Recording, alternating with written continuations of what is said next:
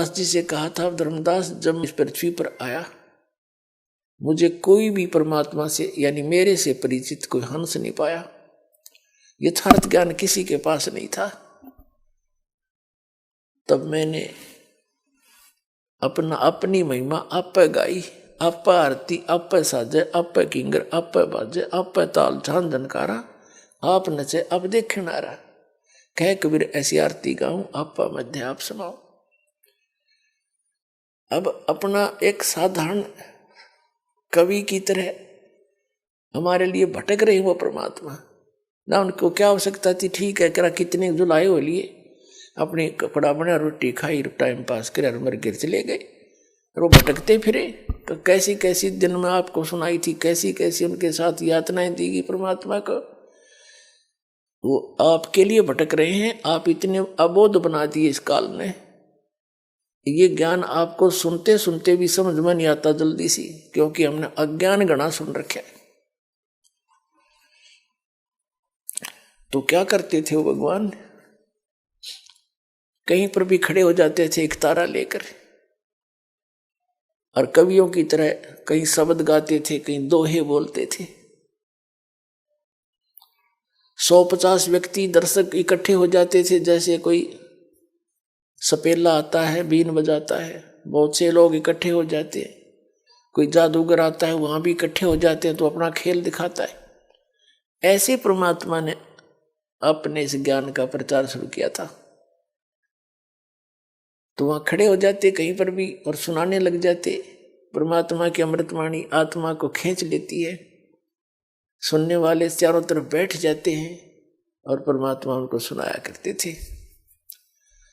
साथी हमारे चले गए हम भी चलन हारे, कोई कागज में बाकी रह रही तात लगी है वार। कबीर साहब कहा करते, हमें बताते थे कि तुम्हारे साथी चले गए और तुम भी चालन हार, यानी अपने ऊपर बता रहे यहां से सबने जाना है, और कोई कागज में बाकी रह रही, कोई शेष अभी आपका प्रारब्ध बचा है इसलिए देर लाग रही है। जिस दिन वो कागज पूरा होगा, एक सेकंड भी ना लगे, चाहे तो कहीं गए हो, रास्ते में हो, घर पे हो या कहीं विमान में हो, और चाहे अपनी गाड़ी में हो, और चाहे कितने दुकान या मजदूरी कर रहे हो, वहीं पर खत्म हो जाओगे, एक सेकंड नहीं मिलेगी आपको। और आप यहाँ जचे बैठे हो जैसे कद्दे नहीं जावे। दुनिया रोजाना पता नहीं कितने व्यक्ति मर रहे हैं, आपके जू भी ना रहेंगे या क्या बनेगी अपने साथ। तो परमात्मा कबीर जी हमें बताते हैं कि ये लोक ऋण का नहीं है। आगे गए ना बावड़े रहते भी सब जाही,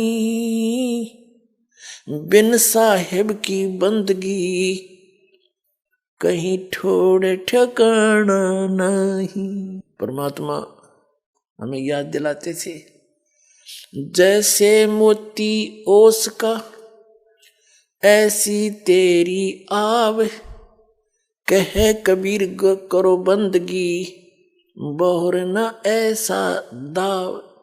ये मनुष्य जीवन एक दाव लगा हुआ होता है, और संत मिल जाए परम संत, वो उससे भी अधिक दाव होता है। दाव माने कुछ समय का, कुछ ही समय होता है, उसमें काम कर गए तो कर गए, ना फिर बात बिगड़ जाती है, उसको दाव कहते हैं, मौका सा लग जाए। परमात्मा हमें याद दिलाते हैं कि बिन साहिब की बंदगी कहीं ठोर ठिकाना न। पुण्यात्मा कभी परमात्मा जी कहते हैं, कबीर ये माया अटपटी और सब घट आन अड़ी, किस किस को समझाऊं या कुएं भांग पड़ी। प्रत्येक व्यक्ति को नए सिरे से इसी तरह निर्मल करना पड़ता है।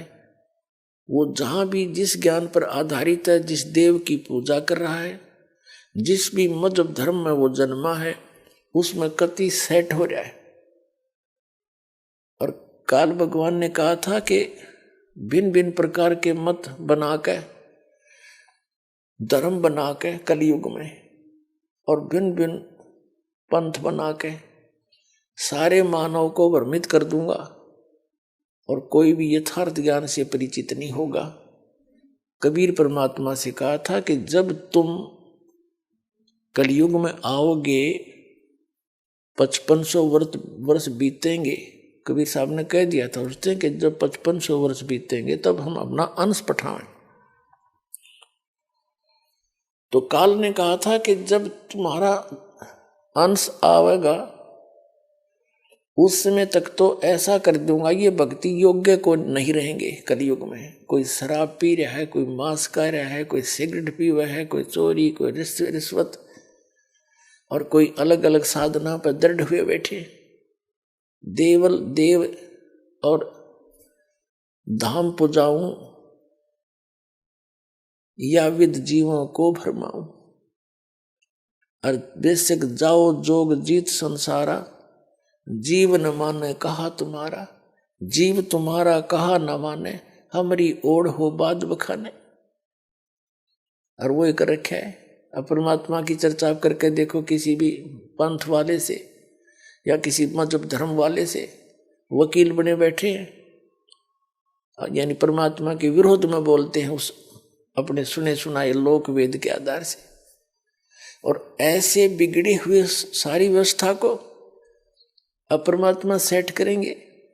अपने बच्चों को सत संदेश दे रहे हैं और बुद्धिमान समाज है क्योंकि शिक्षित किया दाता ने अपने को जनाने के लिए, अपने को पहचानने के लिए कि मुझे पहचान लीजिए। इस मनुष्य जीवन का केवल एक का उद्देश्य है, परमात्मा की शरण मिल जा, ये विश्वास दृढ़ हो जा कि ये भक्ति सही है और ये भगवान पूर्ण है। मोक्ष और सतलोक स्थान है जहाँ हम जाकर कभी मरते नहीं। तो फिर यहाँ आज से राष्ट्रपति बन रहा है कोई किसी देश का, 1 मिनट में मृत्यु हो जाए, अगले जन्म में पशु। बता क्या क्या महिमा हुई है। चाहे उसकी बाद में भी स्टेच्यू बना के पूजे जाओ जनता और वो की तब पशु बना फिर रहा है, तो क्या खाक महिमा बनी है। तो परमात्मा हमें याद दिलाते हैं, कुछ सोचो समझो विचार करो मैं क्या कहना चाहता हूँ। चारों युग में संत पुकारे, कूक कहा हम हेल रे, हीरे माणिक मोती बरसे, यो जग चुगता ढेल रे। ढेल माने डले कंकर। कबीर परमात्मा कहते हैं कि मैं जिन महापुरुषों को आकर मिला उन्होंने जगह जगह जाकर के और आवाज लगा लगा कर ढोल के डंके पर मेरी महिमा बताई, और मैंने भी जगह जगह जा करके ऊंची ऊंची आवाज लगा करके सबको ये तत्व ज्ञान सुनाया। और इस ज्ञान को कोई स्वीकार नहीं करते। हीरे माणिक मोती बरसे, यो जग चुगता ढेल रे। ये सत साधना और ये यथार्थ तत्व ज्ञान रूपी हीरे मोती और ये माणिक हम बरसा रहे हैं, इनको कोई स्वीकार नहीं कर रहा। आन उपासना, आन साधना और शास्त्र विरुद्ध साधना के ऊपर दृढ़ होकर लगे हुए हैं। वो कौड़ी उन डलों को, कंकर पत्थर को इकट्ठा किए बैठे हैं, उसको चुग रहे हैं। चारों युग में मेरे संत पुकारे और कूक कहा हम हेल रे, हीरे माणिक मोती बरसे, यो जग चुगता ढेल रे। कहते हैं पर भी लेन जात है दुनिया, हमरा ज्ञान किने नहीं सुनिया। ये कहीं पर ये लग जाता है कुंभ का मेला, वहां पर भी लगेगी, उस पर भी में कोई नहा ले तालाब में तन्नों का बेड़ा पार हो जाएगा। ये कोई बात हुई है कहीं किसी शास्त्र में प्रमाण? शास्त्र कौन से है? पवित्र वेद, पवित्र गीता, ये गॉड गिवन स्पिरिचुअल नॉलेज है। और बाकी जो पुराण है ये श्री ब्रह्मा जी द्वारा दिया गया ज्ञान है। जैसा उन्होंने अपना अनुभव और जैसा वो वेदों को समझ सके वो अपना अनुभव और अन्य जो जानकारी उसको प्राप्त थी, क्योंकि सबसे पहले वही इस काल के पुत्र हैं, सबसे बड़े वही पहले जन्मे हैं और उनसे ही सब ने ज्ञान ग्रहण किया। तो पुराणों में जो साधना की विधि है यदि वह वेदों और गीता से नहीं मिलती है तो यूजलेस है, वो शास्त्र विरुद्ध है। वेदों और गीता में कौन सा मंत्र है? ओनली ओम मंत्र, ओम, ओनली वन। इसके अतिरिक्त जो भी साधना अन्य जो किए जाते हैं वो शास्त्र विधि को त्याग कर मनमाना आचरण है, वो यूजलेस है। और फिर दूसरा जो कंप्लीट जो ज्ञान है, स्पिरिचुअल नॉलेज है, आध्यात्मिक ज्ञान है, वो परमात्मा ने स्वयं आकर अपने मुख कमल से अपनी वाणी में बोला है, उसको तत्व ज्ञान कहते हैं। गीता जी अध्याय नंबर 4 के श्लोक नंबर 32 में गीता ज्ञानदाता ने कहा है कि जो जानकारी आपने गीता अध्याय नंबर 4 के श्लोक 25 से लेकर 31 तक आपने प्राप्त किया, मैंने बताया। कोई ऐसे साधना करता है, कोई देवताओं की पूजा करता है, कोई व्रत रखता है, कोई योग अभ्यास ही करता रहता है, और कोई स्वाध्याय करते हैं, कोई तीक्ष्ण अहिंसावादी व्रत रखते हैं, जैसे मुंह पर पट्टी बांध ली, नंगे पैरों घूमते हैं। ये सभी अपनी साधनाओं को पापनाशक जानते हैं, यानी सही मान कर रहे हैं। यदि इनको पता लग जाए सही नहीं, तुरंत छोड़ देंगे, कौन करेगा उसको?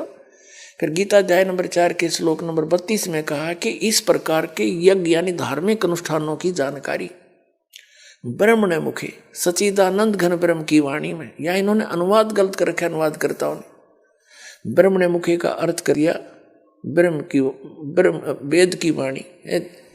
यहाँ सचिद ब्रह्मणे माने सचिदानंद घन ब्रह्म अर्थ होता है इसका। जैसे गीता अध्याय नंबर 17 के श्लोक नंबर 23 में गीता ज्ञानदाता कहता ओम तत्सत इति निर्देश ब्रह्मणे त्रिविध समर्थ है। उस सचिदानंद घन ब्रह्म, वहां इन्होंने ब्रह्मणे का अर्थ इन्हीं अनुवादकर्ताओं ने सचिदानंद घन ब्रह्म लिखा है।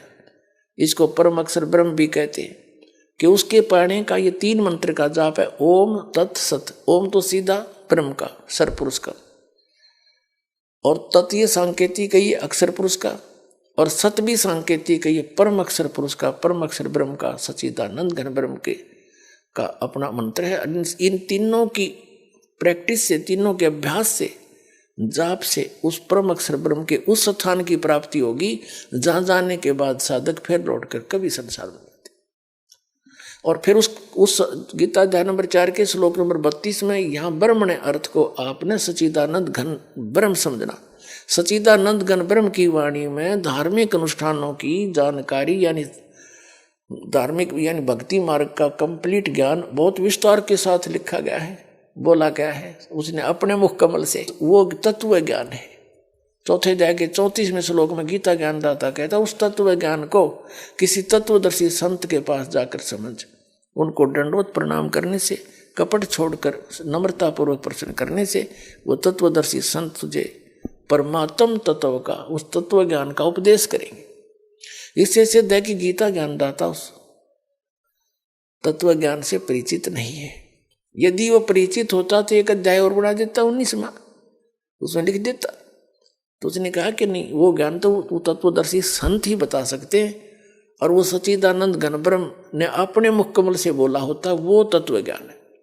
उस तत्व ज्ञान में कंप्लीट कोर्स है जो वेदों और गीता के अंदर 4 वेदों का ज्ञान है, श्रीमद् भगवत गीता में।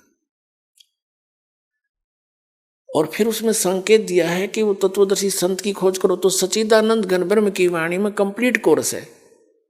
उसमें जो मंत्र हैं वो इस दास के पास उपलब्ध हैं, जो आपको प्रारंभ से ही दिए जाते हैं।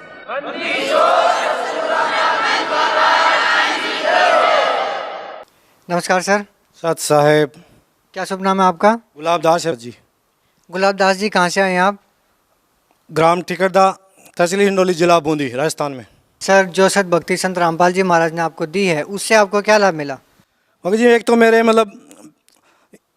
3 साल हो गए मेरे को 1 रुपये की भी गोली नहीं खाई मैंने, 1 रुपये की भी। और मेरे जो कर्जा था ना 60-70 हज़ार रुपये का। भगत जी मैं एक छोटा सा मैकेनिक हूँ, मेरे कोई बैंक में पैसे भी नहीं है। परमात्मा की जब सत्संग में जाता हूँ तो परमात्मा जाने कैसे व्यवस्था कर देता है। वो 600-700 रुपये लगते हैं तो मोटर आ जाएगी मेरी, और मोटर जो वर्निंग होता है उसके लिए 600-700 रुपये आ जाएंगे कल के लिए। किसी मांग कोई देता भी नहीं है, किसी के पैसे रखे भी नहीं है, लेकिन परमात्मा व्यवस्था आगे से आगे कर देता है। 1 रुपये की भी दवाई नहीं खाई, और 60-70 हज़ार रुपये कर्जा था ना वो भी चुक गया मेरा। और इसके अलावा तो मतलब जो एक बार मतलब फोड़ा हो गया था ना मेरे बड़े बड़े, तो वो अपना आप ही गुरुजी की कृपा से मतलब ना मैं ये तीनों ही नित्य करता हूँ, नित्य नियम, रमेणी और संध्या आरती और 5 माला का जप, और जो कुछ सत्यनाम मिलने के बाद में जो 2 अक्षर का मंत्र मिलता है ना उसको भी करता हूँ। तो इनके करने से मेरे को तो सर कोई भी मतलब आर्थिक परेशानी नहीं आई। शारीरिक में मैंने मिथा दिया कि मेरे को 1 रुपया भी नहीं लगा, मतलब लू भी नहीं लगी, सर्दी भी नहीं लगी, बुखार होता है, जुकाम होता है, कुछ भी नहीं होता भीतर, और धन की भी उपलब्धि हो गई।